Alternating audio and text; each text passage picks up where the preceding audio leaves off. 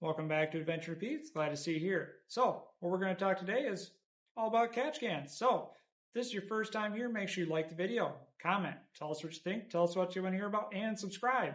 We got a lot of great content coming, a lot of great content already on the channel, so be sure to check it out. So, catch cans. Everybody talks about them. Does everybody really know what they're doing? So, we're going to cover that all right here, right now, because I know about them and I built my own, so we'll talk about it now.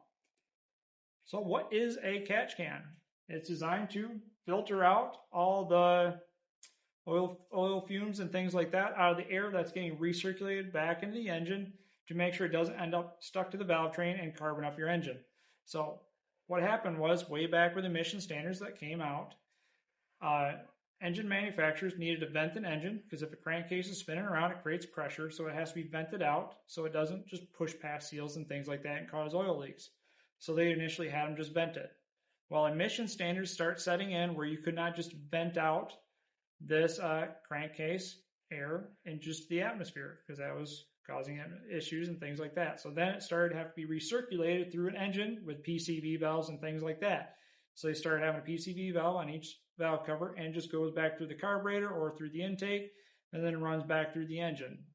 Back in the day, fuel was always a cleaner, so it helped keep everything clean throughout the intake. So older engines would get carboned up, but most were pretty darn nice and clean.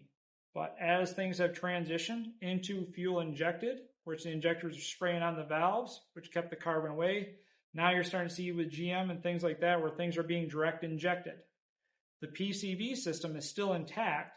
They're still recirculating all these fumes and gases through the engine and the intake, and there's nothing to clean the valves and things like that where the carbon tends to build up and stick to because it's direct injected. So catch cans started becoming a thing and started coming around to help filter out all those oils and films and fumes and things like that and moisture that was getting clogged up in the intakes from going through the engine itself. So you had cleaner air being recirculated and you can still take that oil and dispose of it properly. So that is how it works, and that's how it came to be. So some of the benefits that they have is it's cleaner air in the engine. So your engine's going to run better. It's going to be more efficient. It's going to have a more efficient burn cycle. So everything is going to stay cleaner. It also keeps the carbon buildup from happening inside the engine without valves. Because if there's carbon inside the engine, the valves, that restricts airflow. Airflow restriction is reduction in horsepower and efficiency of the engine, thus shortening its lifespan itself. So what are some of the disadvantages that come with having a catch can? Is they need to be cleaned out. You can't just put a can on there and it'd be good for the rest of the life of the engine. You do have to make sure that oil gets removed and cleaned out and things like that because as a PCV system, it does need to be cleaned. Sometimes it can void warranties because technically you're modifying how the initial engine design was being built. So depending on your dealer and things like that and how it was tied into, it could affect engine warranties themselves. Another disadvantage is more clutter underneath the engine bay. Some engine, there's a lot of stuff going on underneath there. GM is actually pretty good where they don't have too much going on. When you start to get other manufacturers, there's a lot going on where it can tend to be more clutter in the way. And sometimes it's hard just to find a spot to mount and put these themselves. So that can also be a challenge associated with it as well. Another thing is cost. There's a spectrum of costs. You've got really cheap ones, you've got really expensive ones. So the cost sometimes is unfortunate for most people. They just don't want to spend it. And that is completely okay. And also another disadvantage is most kits that are out there aren't actually properly fixing the problem. So you're buying something that it's kind of helping, but it's not actually solving the problem that you have in entirety. So sometimes that's where the challenge will be. So that is where some of the disadvantages are with catch cans. That's why nobody talks about them. Some say they work, some say they don't, because there are a lot of misconceptions about them as well. So some of the current market designs are what I got drawn up right here. So the basic cheap one that most markets have is you have air coming in right here. They come down in this catch can case itself. And as the air slows down in velocity and sometimes spins around a little bit of turbulence, the moisture and oil that's in the air, that gas, will fall out and then end up being caught in the bottom of the can, and then the air gets recirculated back out and goes from there. So it ends up just being a case and it just collects it. It doesn't usually collect that much considering what other designs are, but the idea was you're just meant to slow down the velocity of air, for the moisture to fall out, and then you pick up the clean air on the backside. So it does work, it's just not as well. Some manufacturers stepped up and gone a step further, taking a similar design, and then they end up with this right here, which usually ends up being like a steel wool material. With that being done is because when the air goes past that steel wool material, all those surfaces and ridges, things like that, that causes the air to slow down very rapidly, and oil molecules and things like that all stick to that mesh as it's passing through, and not the air. So the air passes through, the oil sticks there, and eventually accumulates enough to where it just falls in the bottom and ends up down there. So that's how that works. So that's how some of the cheaper ones. You do have more expensive models that are designed with, instead of steel wool, that's hard to clean and things like that, and it's a small case, they use layered plates in the can itself. So the idea being with the layered plates is you have a bunch of plates with holes drilled through them. So the air has to go a long distance through a lot of different layers of these plates where air is going through this hole, the velocity changes, cause the water and oil mixture to fall out of the air, and eventually accumulates in the bottom before it gets recirculated back through the engine. So that is how a lot of the different designs are, but the challenges that are involved with it is they don't always solve the problem at hand.